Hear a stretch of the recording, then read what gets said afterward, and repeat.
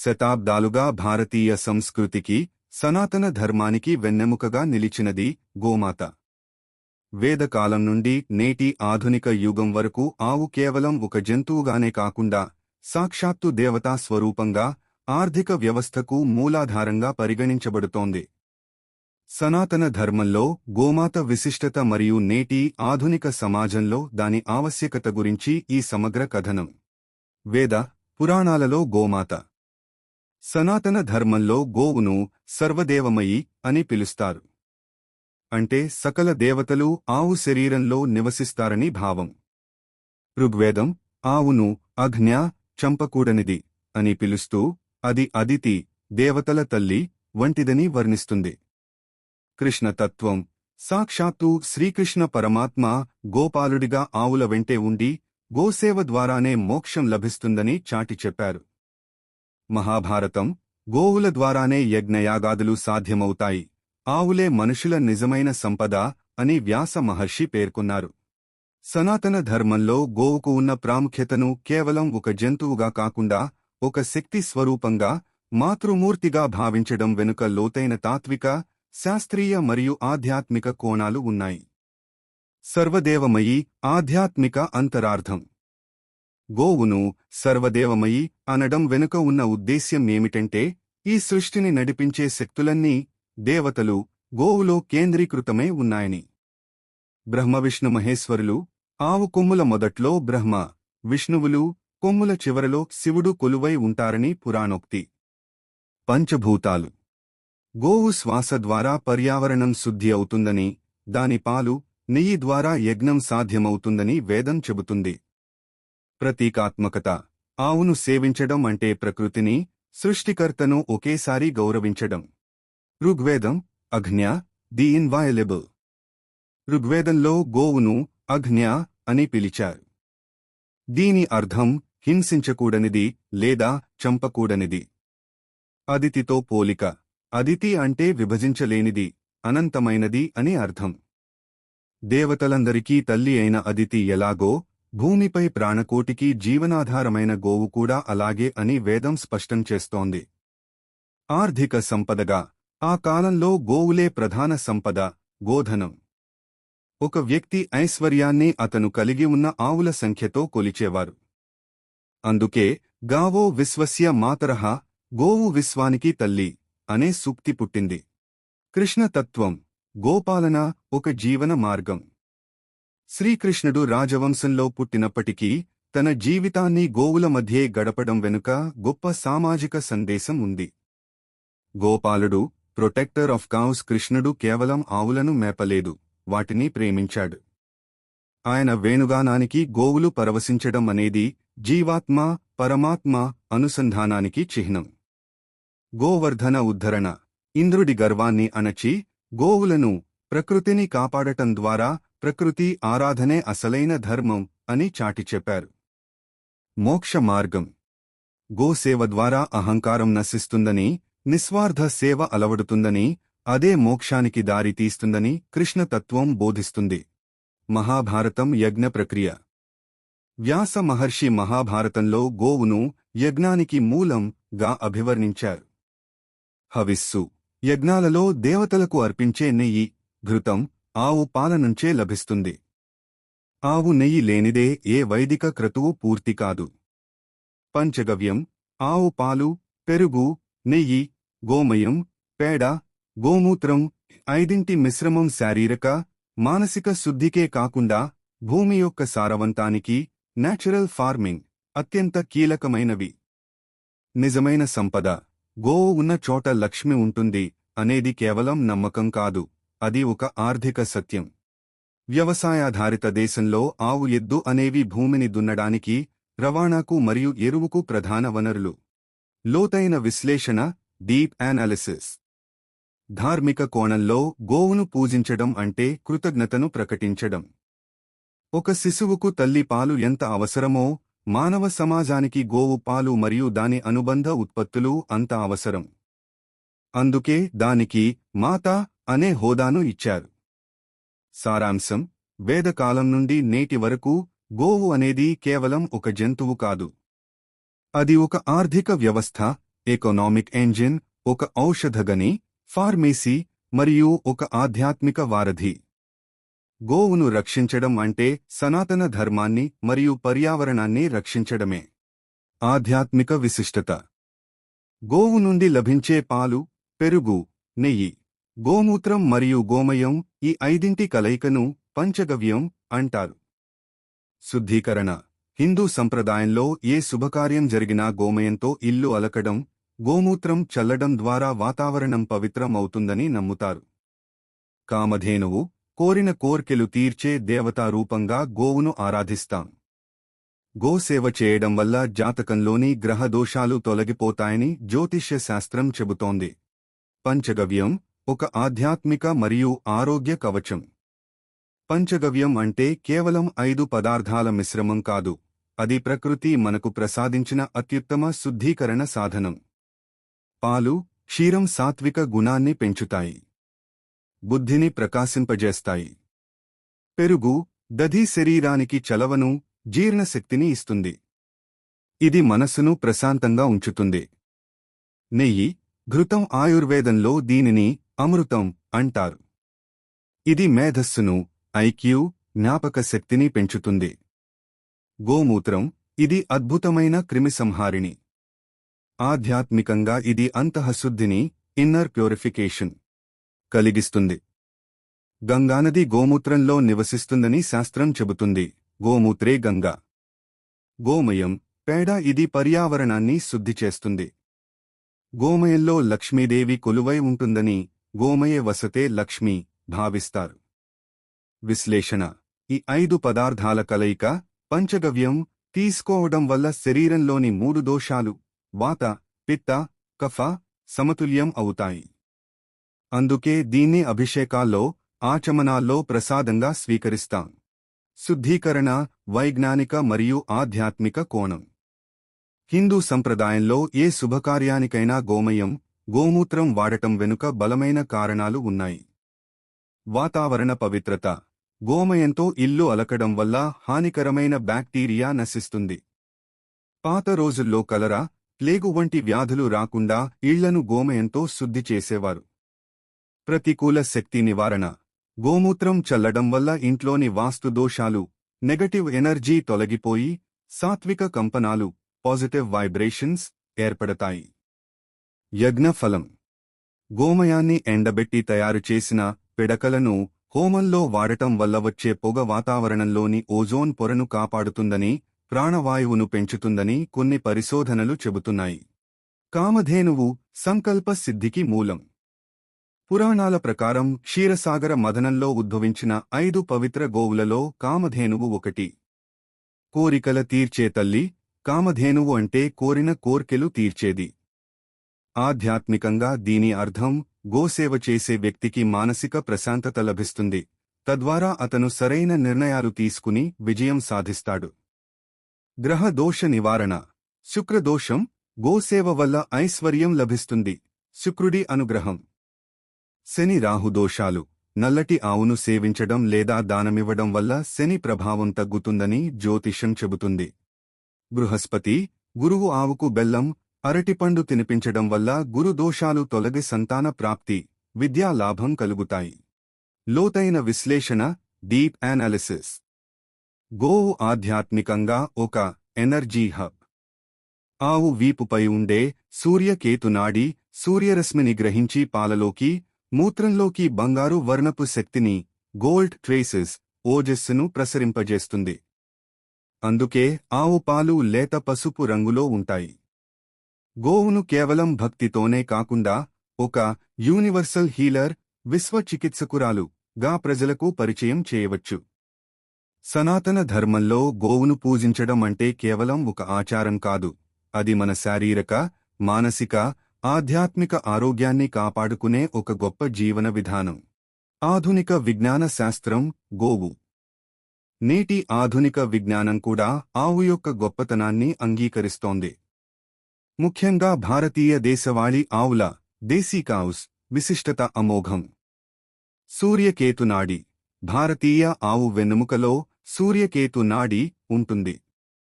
ఇది సూర్యరశ్మిని గ్రహించి పాలను బంగారు వర్ణంలోకి మార్చడమే కాకుండా పాలలో ఔషధ గుణాలను పెంచుతుంది. ఎరెండు పాలు, దేశవాళీ ఆవు పాలు, ఎరెండు మిల్క్, డయాబెటీస్, గుండె జబ్బులు రాకుండా కాపాడతాయని పరిశోధనలు చెబుతున్నాయి. గోమూత్రం. ఇందులో క్యాన్సర్ నిరోధక లక్షణాలు ఉన్నాయని, భూమిలో సూక్ష్మజీవుల వృద్ధికి ఇది అద్భుతమైన ఉత్ప్రేరకమని శాస్త్రవేత్తలు గుర్తించారు. ఆధునిక విజ్ఞాన శాస్త్రం, మోడర్న్ సైన్స్ మరియు సనాతన ధర్మం ఏకీభవించే అతిముఖ్యమైన అంశం భారతీయ దేశవాళీ గోవు. విదేశీ రకాలైన జెర్సీ లేదా హోల్స్టైన్, హెచ్ఎఫ్ ఆవులతో పోలిస్తే మన గిర్, సాహివాల్, పుంగనూరు వంటి దేశవాళీ ఆవుల విశిష్టతను సైన్స్ నేడు ధృవీకరిస్తోంది. సూర్యకేతు నాడి, కాంతి రసాయన ప్రక్రియ, ఫోటోకెమికల్ ప్రాసెస్. భారతీయ ఆవుల మూపురంలో హంప్ ఉండే వెన్నెముకలో సూర్యకేతు నాడి ఉంటుంది. ఇది కేవలం ఒక ఆధ్యాత్మిక నమ్మకం కాదు, దీని వెనుక వైజ్ఞానిక కారణం ఉంది. సూర్య శక్తి గ్రహణం. ఈ నాడి సూర్యరశ్మిలోని కిరణాలను గ్రహించి వాటిని శక్తిగా మారుస్తుంది. ఈ ప్రక్రియ వల్ల ఆవు శరీరంలో స్వర్ణక్షారం, ట్రేసెస్ ఆఫ్ గోల్డ్ ఉత్పత్తి అవుతుందని ఆయుర్వేదం చెబుతోంది. పాలు బంగారు ఛాయ. అందుకే దేశవాళీ ఆవు పాలు లేత పసుపు బంగారు రంగులో ఉంటాయి. ఈ పాలలో అత్యధికంగా కెరోటిన్, వైటామిన్ ఏ ఉంటుంది. ఇది కంటి చూపుకు మరియు రోగనిరోధక శక్తికి ఎంతో మేలు చేస్తుంది. E1 వర్సెస్ ఎరెండు పాలు ఆరోగ్య విశ్లేషణ. నేడు ప్రపంచవ్యాప్తంగా ఎరెండు పాలు గురించి పెద్ద చర్చ జరుగుతోంది.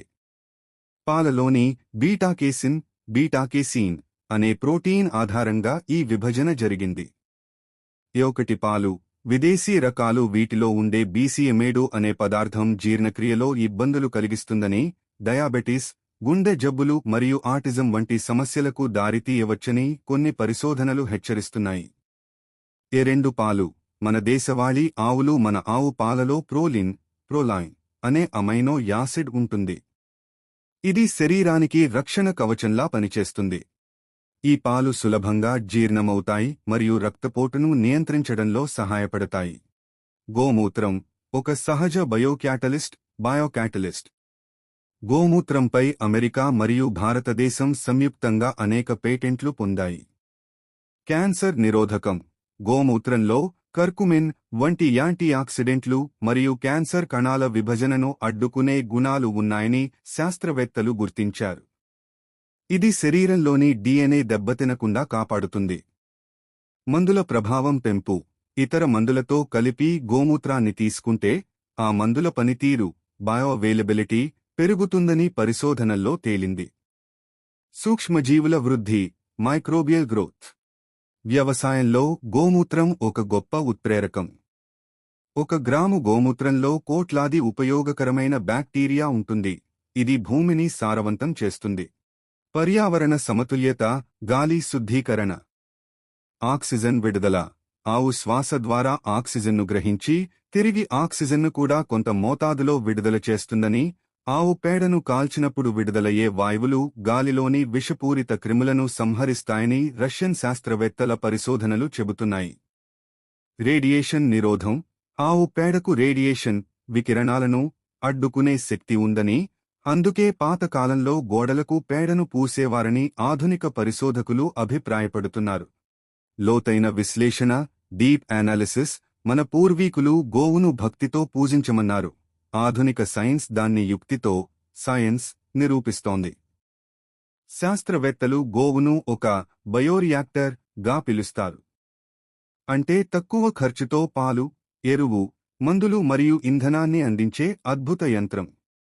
దేశవాళీ ఆవులను కాపాడుకోవడం అంటే మన ఆరోగ్యాన్ని మరియు మన భవిష్యత్ తరాల ఆరోగ్యాన్ని కాపాడుకోవడమే. ఆధునిక సమాజంలో ఆర్థిక వ్యవస్థ, ప్రకృతి వ్యవసాయం. నేటి కాలంలో రసాయన ఎరువుల వల్ల భూములు నిస్సారమై ప్రజలు రోగాల బారిన పడుతున్నారు. ఇక్కడ గోమాత ఆర్థిక విప్లవానికి నాంది పలుకుతోంది. జీవామృతం. 1 ఆవు ఉంటే 30 ఎకరాల భూమిని సాగు చేయవచ్చని సుభాష్ పాలేకర్ వంటి వ్యవసాయ శాస్త్రవేత్తలు నిరూపించారు. ఆవు పేడ, మూత్రంతో తయారుచేసే జీవామృతం భూమిని తిరిగి సారవంతం చేస్తుంది. ఉపాధి: గోశాలల ద్వారా ప్రకృతి సిద్ధమైన సోపులు, అగరుబత్తీలు, మందులు తయారు చేస్తూ అనేక మందికి ఉపాధి లభిస్తోంది. ఆధునిక ఆర్థిక మరియు పర్యావరణ సంక్షోభాలకు గోవు ఒక శాశ్వత పరిష్కారంగా నిలుస్తోంది. రసాయన వ్యవసాయం వల్ల కలిగే నష్టాలను పూడ్చి రైతును అప్పుల ఊబి నుంచి బయటపడేయడంలో గోవు పాత్ర అత్యంత కీలకమైనది. సుభాష్ పాలేకర్ ప్రకృతి వ్యవసాయం ZBNF ఒక విప్లవం. ప్రకృతి వ్యవసాయంలో గోవును ఒక ఫెర్టిలైజర్ ఫ్యాక్టరీగా పరిగణిస్తారు. ముఖ్యంగా సుభాష్ పాలేకర్ గారు ప్రవేశపెట్టిన పెట్టుబడి లేని ప్రకృతి వ్యవసాయం, జీరో బడ్జెట్ న్యాచురల్ ఫార్మింగ్ గోవు ఆధారంగానే సాగుతుంది. జీవామృతం: ఆవు పేడ, మూత్రం, బెల్లం, శనగపిండి మరియు పొలంలోని మట్టి కలిపి చేసే మిశ్రమం. ఇది ఎరువు కాదు, ఇది ఒక క్యాటలిస్ట్, ఉత్ప్రేరకం. ఇందులో ఉండే కోట్లాది సూక్ష్మజీవులు భూమిలో నిద్రపోతున్న వానపాములను మేల్కొల్పుతాయి. 30 ఎకరాల సిద్ధాంతం: ఒక దేశవాళీ ఆవు రోజుకు ఇచ్చే సుమారు 10 కిలోల పేడ, 10 లీటర్ల మూత్రంతో నెలకు సరిపడా జీవామృతాన్ని తయారుచేసి 30 ఎకరాల వరకు సాగు చేయవచ్చు. దీనివల్ల రైతుకు రసాయన ఎరువుల ఖర్చు, యూరియా, DAP పూర్తిగా తప్పుతుంది. భూసారం: రసాయనాల వల్ల గట్టిపడిన భూమి జీవామృతం వల్ల తిరిగి గుల్లబారి పోరస్ నీటిని నిల్వ చేసుకునే సామర్థ్యాన్ని పెంచుకుంటుంది. గోఆధారిత పరిశ్రమలు, కౌ బేస్డ్ ఎకానమీ.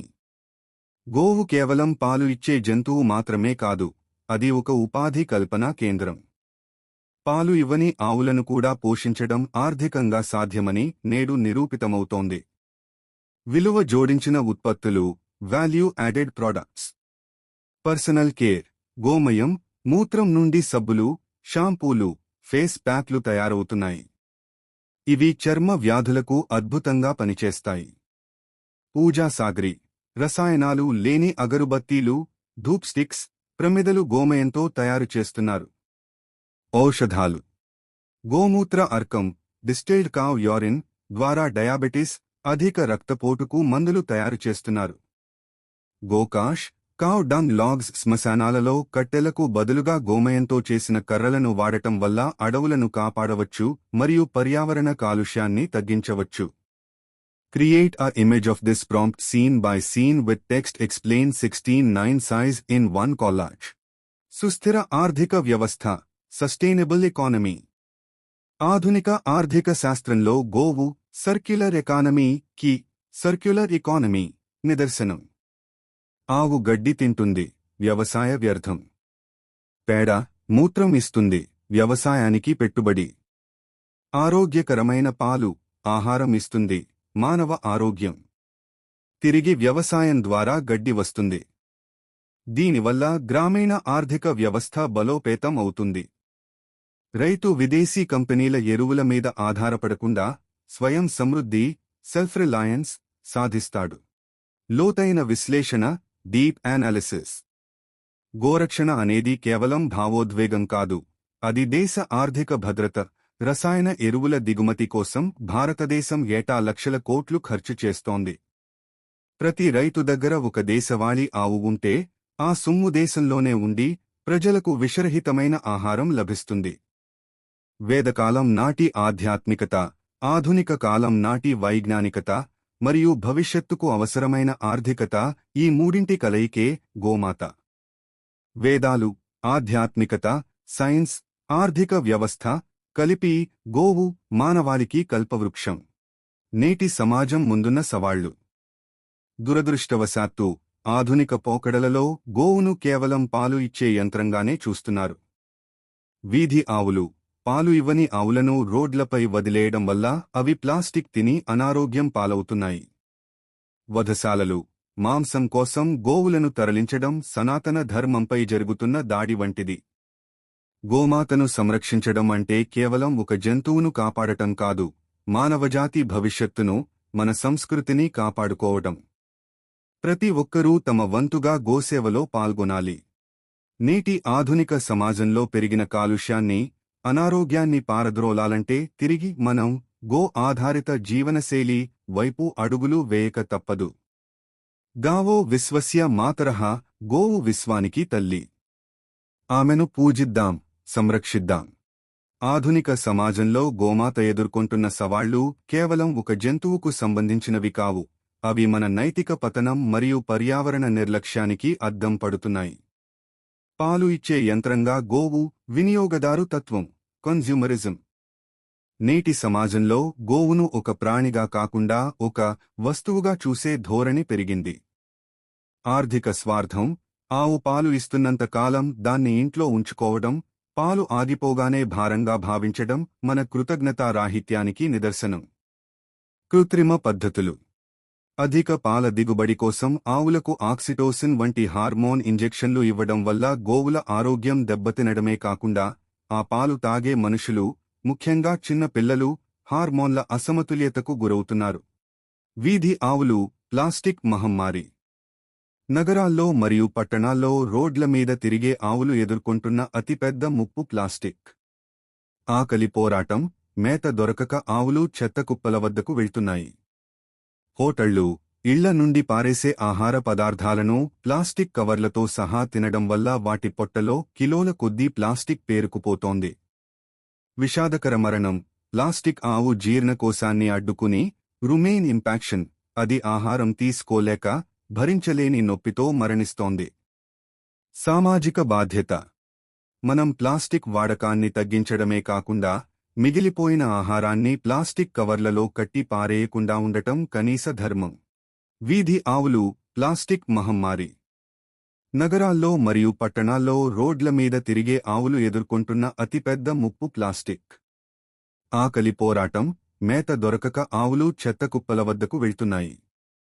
హోటళ్లు, ఇళ్ల నుండి పారేసే ఆహార పదార్థాలను ప్లాస్టిక్ కవర్లతో సహా తినడం వల్ల వాటి పొట్టలో కిలోల కొద్దీ ప్లాస్టిక్ పేరుకుపోతోంది. విషాదకర మరణం, ప్లాస్టిక్ ఆవు జీర్ణకోశాన్ని అడ్డుకుని రుమెయిన్ ఇంపాక్షన్, అది ఆహారం తీసుకోలేక భరించలేని నొప్పితో మరణిస్తోంది. సామాజిక బాధ్యత. మనం ప్లాస్టిక్ వాడకాన్ని తగ్గించడమే కాకుండా మిగిలిపోయిన ఆహారాన్ని ప్లాస్టిక్ కవర్లలో కట్టి పారేయకుండా ఉండటం కనీస ధర్మం. పరిష్కార మార్గాలు. మనం ఏం చేయగలం? సవాళ్లు ఉన్నప్పటికీ మనం తలుచుకుంటే మార్పు సాధ్యమే. గోశాలల మద్దతు. పాలు ఇవ్వని ఆవులను పోషించే గోశాలలకు ఆర్థికంగా లేదా స్వచ్ఛందంగా మద్దతు ఇవ్వాలి. గో ఆధారిత ఉత్పత్తుల వాడకం. మనం గోమయంతో చేసిన సబ్బులు, ఫినాయిల్స్, ధూప్ స్టిక్స్ వాడటం ప్రారంభిస్తే ఆవు పాలు ఇవ్వకపోయినా రైతుకు దానివల్ల ఆదాయం లభిస్తుంది. అప్పుడు దాన్ని రోడ్డు మీద వదలాల్సిన అవసరం ఉండదు. ప్రకృతి వ్యవసాయ ఉత్పత్తులు. ప్రకృతి వ్యవసాయం, ZBNF ద్వారా పండించిన పంటలను కొనుగోలు చేయడం ద్వారా రైతును, గోవును సాకడానికి ప్రోత్సహించినట్లు అవుతుంది. ఆవు మనల్ని రక్షించాలంటే ముందు మనం ఆవును రక్షించాలి. గోరక్షణ అనేది కేవలం ప్రభుత్వాల బాధ్యత కాదు, అది ప్రతి భారతీయుడి సామాజిక బాధ్యత. మన సంస్కృతిలో గోవును కల్పవృక్షం అన్నారు. కల్పవృక్షం మన కోరికలు తీరుస్తుంది, కానీ దాన్ని కాపాడుకోవాల్సిన బాధ్యత మనదే. నేటి ఆధునిక ప్రపంచంలో మనం ఎదుర్కొంటున్న ఆరోగ్య సమస్యలకు, ఎరెండు పాలు, పర్యావరణ సమస్యలకు, గోమయ ఎరువులు మరియు ఆర్థిక సమస్యలకు తక్కువ పెట్టుబడి వ్యవసాయం, గోవు ఒక్కటే పరిష్కారం. గోరక్షణే దేశ రక్షణ. మన దేశవాళీ ఆవులను కాపాడుకుందాం. మన వారసత్వాన్ని గౌరవిద్దాం. మొత్తానికి గోమాత అనేది కేవలం ఒక జంతువు కాదు, అది మన సంస్కృతి, ఆరోగ్యం మరియు ఆర్థిక వ్యవస్థకు మూలాధారం. పురాతన కాలం నుండి నేటి వరకు ఆమెకు ఉన్న విశిష్టతను గుర్తించి మన దేశీయ ఆవులను సంరక్షించడం మనందరి సామాజిక బాధ్యత. ఇది కేవలం పర్యావరణ సమతుల్యతకే కాదు, విషరహితమైన ఆహారం మరియు స్థిరమైన జీవనోపాధిని నిర్ధారించడానికి కూడా అవసరం. గావో విశ్వస్య మాతరః, గోవు విశ్వానికి తల్లి అని ఆమెను గౌరవిద్దాం, పూజిద్దాం మరియు కాపాడుకుందాం.